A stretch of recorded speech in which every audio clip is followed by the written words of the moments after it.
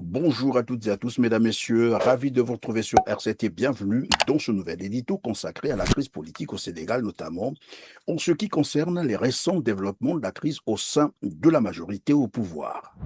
Comme vous le savez, le président Bassirou Diomaye Faye avait saisi le Conseil constitutionnel du Sénégal le 6 juillet 2026 pour contester la procédure d'adoption de la loi numéro 18/2026 concernant la révision de la constitution sénégalaise. En réponse à cette saisine urgente, le Conseil constitutionnel a rendu son verdict le 9 juillet 2026, soutenant la position du chef de l'État Bassirou Diomaye Faye, annulant ainsi la réforme constitutionnelle.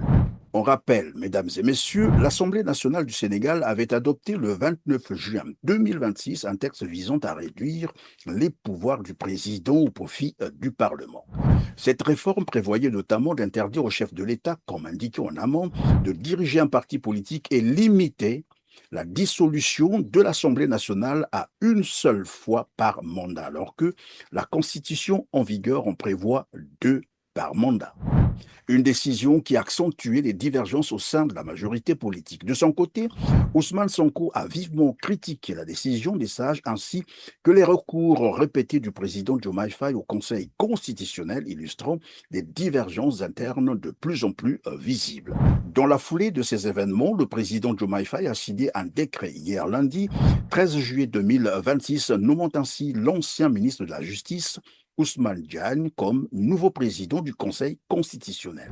Le président sénégalais Bassirou Diomaye Faye a nommé par décret en date du 13 juillet 2026 le magistrat Ousmane Diagne, président du Conseil constitutionnel, en remplacement de feu Mamadou Badio Camara, a annoncé la présidence de la République dans un communiqué publié lundi.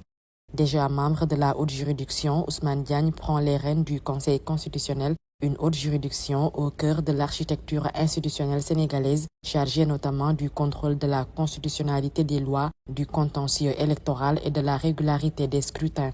Sa nomination intervient quelques jours après une décision remarquée du Conseil constitutionnel invalidant la loi portant révision de la Constitution adoptée par l'Assemblée nationale.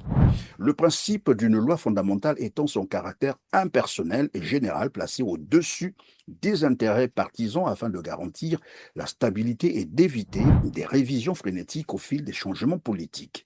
Quel était réellement l'intérêt de cette réforme constitutionnelle dans la mesure où Ousmane Sonko contrôle déjà l'Assemblée nationale du Sénégal? Ousmane Sonko, qui s'était engagé à ne pas mettre les bâtons dans les roues de l'actuel gouvernement, a finalement changé le ton. Il menace désormais de faire tomber le gouvernement autant de fois que nécessaire par le biais des motions de censure, a-t-il déclaré lors d'un meeting politique organisé à Touba dimanche 12 juillet 2026.